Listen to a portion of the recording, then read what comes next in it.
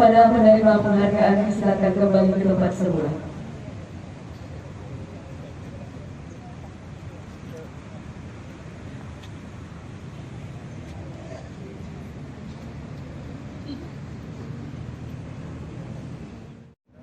Untuk amanat istirahat jiwa.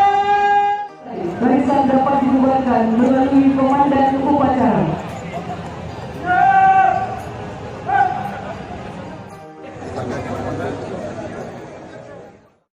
Kita kalau jalan infrastruktur kita sudah lebih baik, jalan-jalan sudah baik. Kita lihat, nggak pernah kita bayangkan dulu nggak jalan dari Takengon ke Gelu sekarang sangat mulus, walaupun ya, namanya alam tetap ada longsor tidak pasti.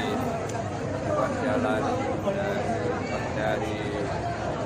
dari Tapak Tuan ke Musalam juga mulus, apalagi jalan-jalan di ruas ada aja sampai ke Medan, saya kira semua mulus sekarang.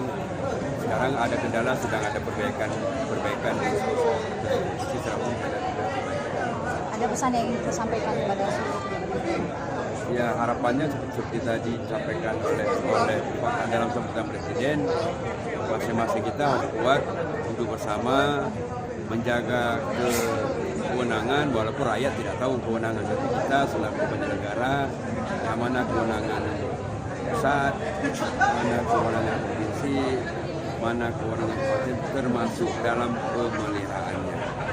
Terima kasih.